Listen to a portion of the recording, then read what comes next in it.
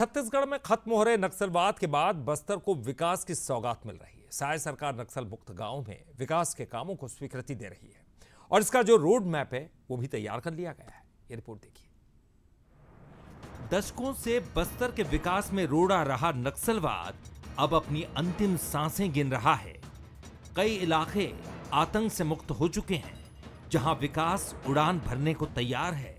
साय सरकार अब बस्तर में सुविधाओं का विस्तार करने रोड मैप तैयार कर रही है।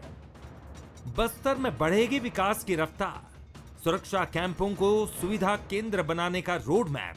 सुरक्षा कैंपों में बनेंगे वनोपज खरीदी केंद्र।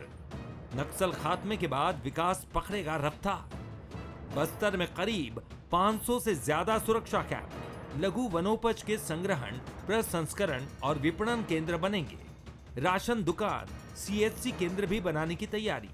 राशन के लिए 30 से 40 किलोमीटर करना पड़ता है सफर।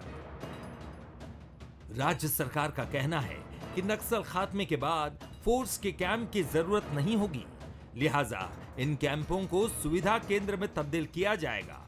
इधर कांग्रेस इसे सियासी चश्मे से देख रही है।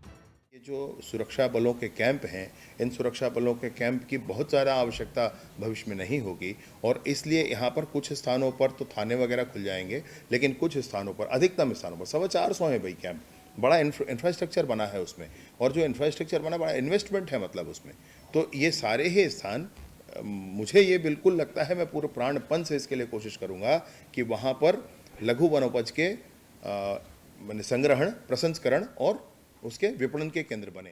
अंदर अगर कैंप्स खुले हैं तो कहीं ना कहीं निश्चित रूप से वहाँ के लोगों को राशन तो मिलेगा, लेकिन सवाल ये है कि उन इलाकों में आखिर मशीन काम करेगी कैसे। तो कहीं ना कहीं सरकार को इस मसले पर विचार करना चाहिए। मार्च 2026 नक्सल खात्मे की डेडलाइन है।